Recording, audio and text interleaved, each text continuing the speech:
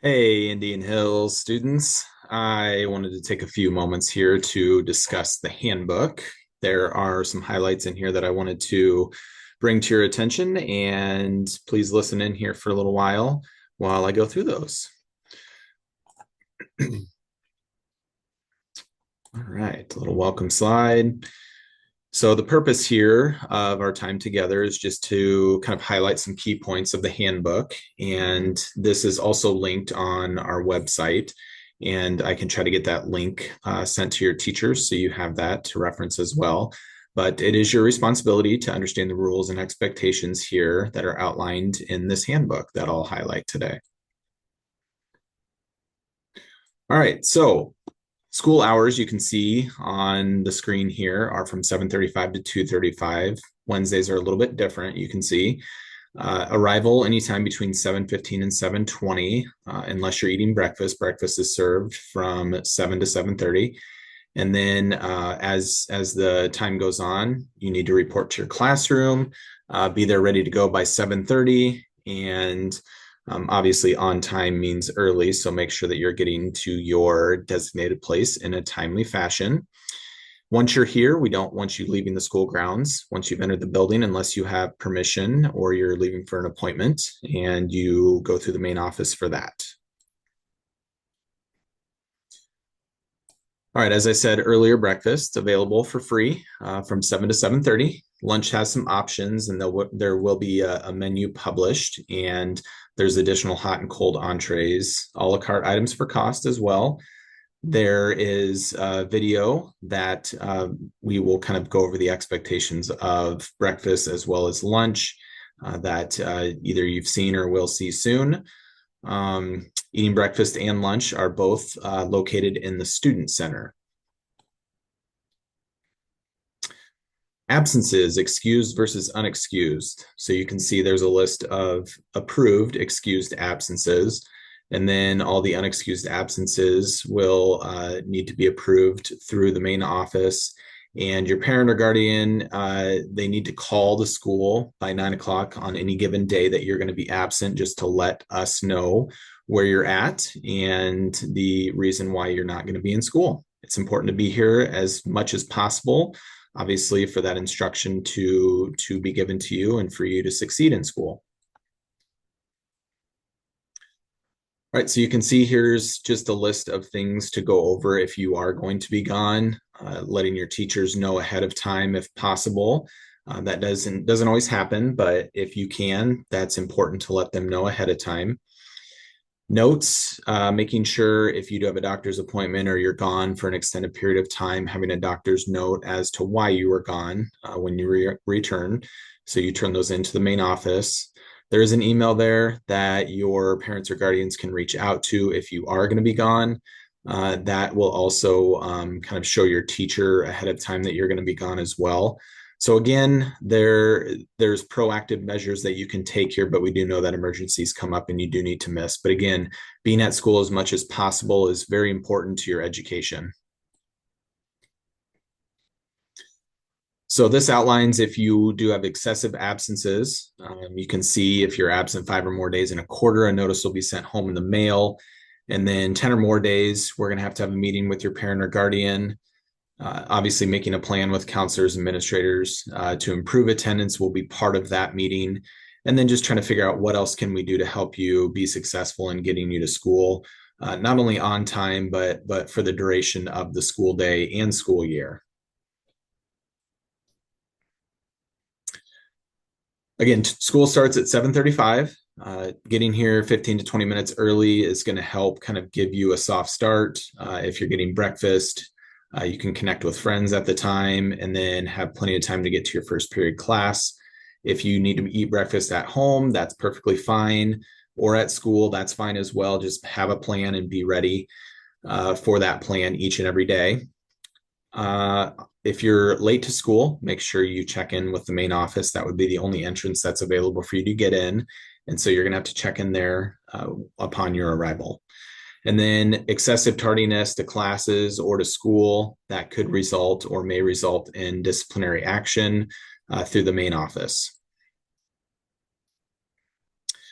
Attendance for activity participation must be at school at least for the last half of the day to participate in any after school activities. And that does include concerts, rehearsals, practices, games. And if you're gone from school all day or more than half of the day, you will not be allowed to go to that particular activity that you're wanting to attend. Beverages and gum, water only outside of the lunchroom. So any other items that you're wanting to drink can be drank. In the lunchroom area in the student center, water bottles are required for our school supply list, and they must be spill proof.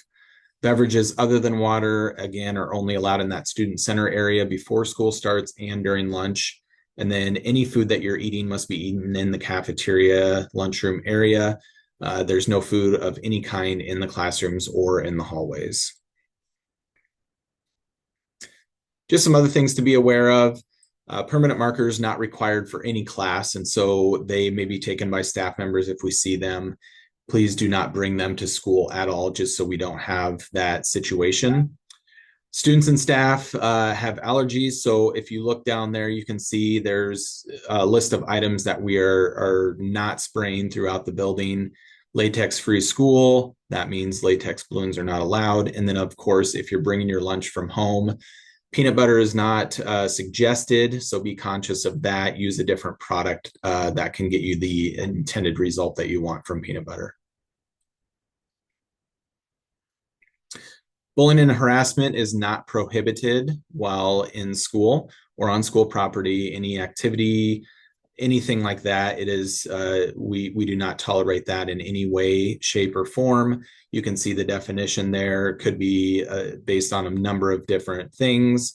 And, you know, if we do find out that there's bullying and harassment taking place, there will be disciplinary action taken, and there could be consequences, not only from the school, but if it's outside of school, that could involve law enforcement too. So you need to be careful about that. So again, this does include in-person contact. It could be email, messages, text messages, any social media platforms, anybody who's making unwelcome physical contact, verbal put downs, or a hostile environment. Those are subject to major office referrals and disciplinary action.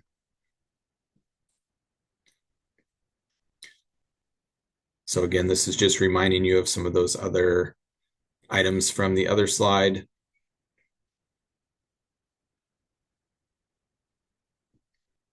And then I will note at the bottom there, even saying that you're kidding about things can still be harmful to others. So we want to refrain from doing that in any way, shape, or form. Now, if you are the recipient of bullying and harassment, there's some things that you can do to stand up to that person. The main thing is don't wait.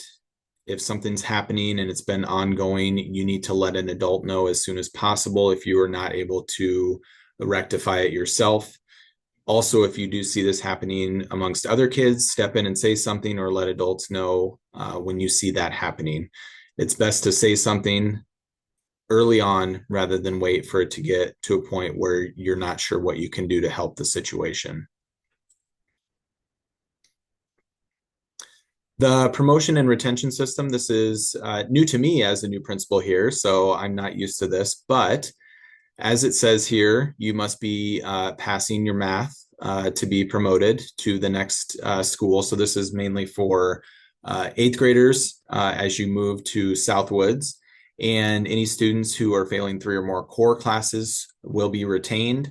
There is opportunity, though, for you to get those grades in good standing. And so we do offer credit recovery during the spring semester here at Indian Hills, as well as stretching minds for summer school. And so we have a built-in system here at Indian Hills where you can use what we call Encore to help support any of that work that you need to do. And that's built in throughout the school year to avoid any of those multiple failures for classes. Cheating and plagiarism. So students are expected to produce work to the best of their ability, their own work. All right. So any work that's being done for credit is to be done by you as the student and not somebody else. AI obviously is a big part of our world now. And so utilizing AI for any of your schoolwork is considered cheating or plagiarism because that's not your own work. And so be very mindful as you're completing your work for each of your classes that it's your own work that you've learned, that you've gained the knowledge of, and not that of somebody else. Detention is part of our school system here at Indian Hills. There are warnings that you could be getting, there's minor referrals, but oftentimes you as students are making multiple mistakes in a row or over time. And so those could result in office detention either before or after school or during lunch, and also could be assigned by your teacher or a school administrator. There's also before and after school classroom detention, of course. And this would be before your athletics or activities or before going home. And so just know that that is a part of the Indian Hills school day. Dress code, we want to keep clothes clean and consistent to help out with the positive learning environment. Make sure that your clothes are appropriate for the time, place, and occasion. And any clothes that are referencing or promoting illegal products, you could be asked to change or turn your shirt inside out, whatever the case may be, in order to rectify that situation. And parents could be also a part of that and could be contacted from the school if that is a concern that we have. Obviously, with dress code covering parts of your body that should be covered. Again, this could be if it's deemed inappropriate, whether it's not covering the appropriate part of your body, you could be asked to put a shirt on underneath or over the shirt that you have on. And if it continues to happen, obviously we want to work with you, but parents could be contacted if it's a continuous issue that we're seeing. Electronics, phones can be used before and after school and during lunch. Now that's a little bit different than in the past. So if you do have your phone out and being used in the hallways during passing time, that is prohibited now. We only can be using phones during lunch or before or after school. So keep that in your locker. That's the preferred area to keep your phone, or in your backpack, which should also be in your locker. It needs to be out of sight and on silent, not on vibrate. This does include earbuds or AirPods, anything that's wired headphones that can hook directly into your Chromebook are allowed. And then there are warnings that are attached to phone usage and smartwatches, things like that, that could require us to implement either a phone jail or ending up your phone being in the office for the remainder of the day. So just make sure that when you are in classrooms and in the hallways that your phone is put away and silenced.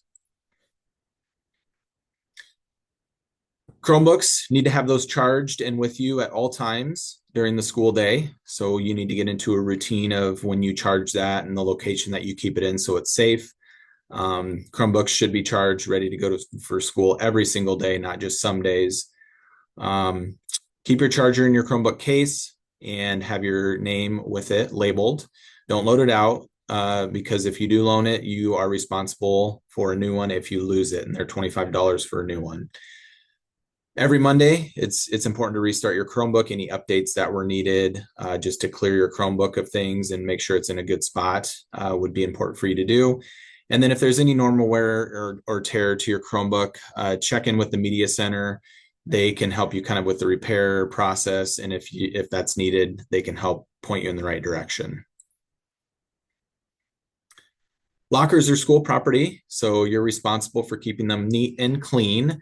And it's important never to share your combination with anybody else because if they get into your locker, they could take things from you, and then you're responsible for that because you did tell somebody your combination. Okay, so no backpacks this year in classes. So your locker is going to be important to keep that organized and keep your backpack in there in a safe place in there locked up. Keep the locker that has been assigned to you unless working through your Tiger Time teacher or counselor.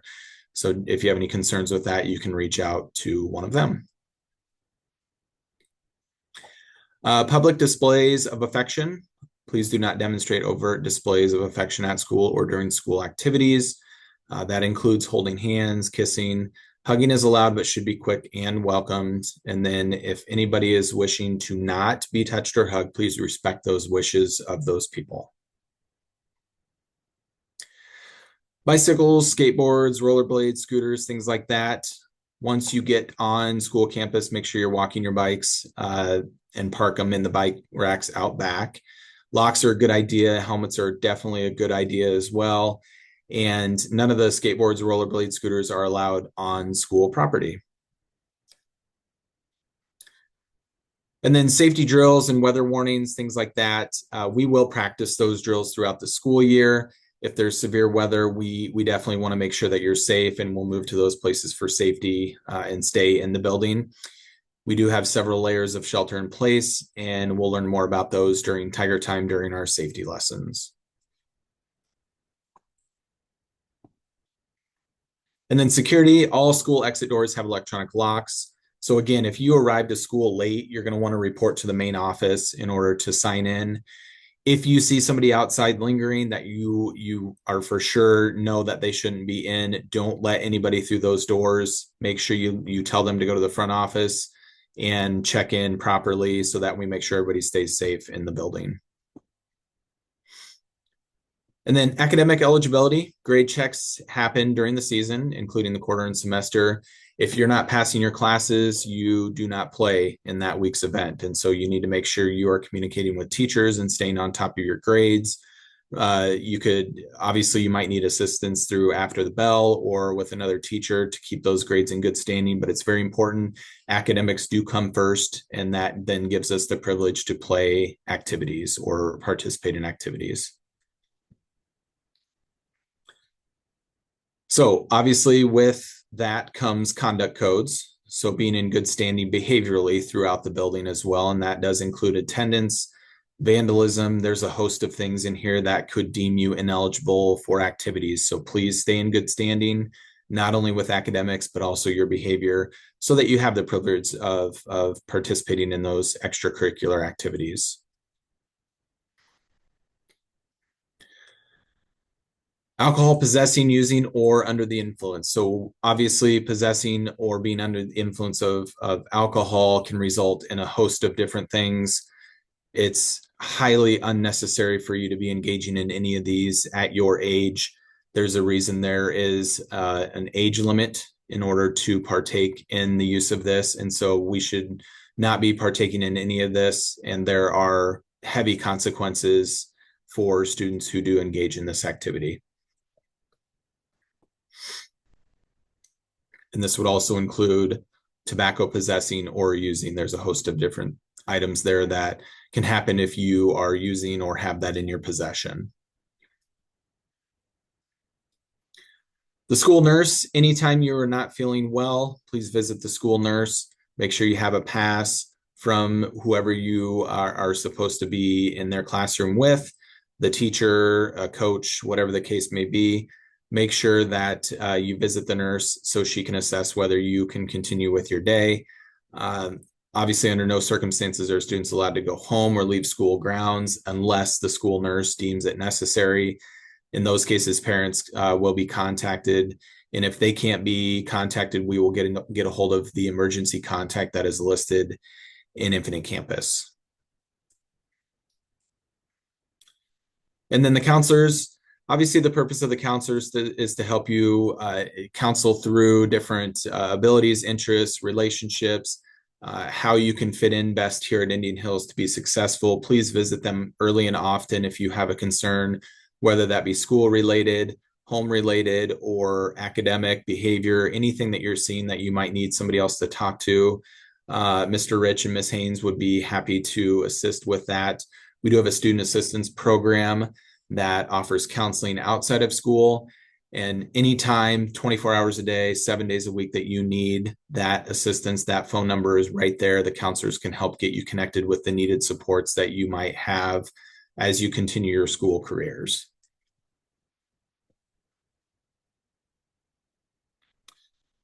And then kind of wrapping up here in just a few minutes here, get involved. That's the main thing, especially at this age level.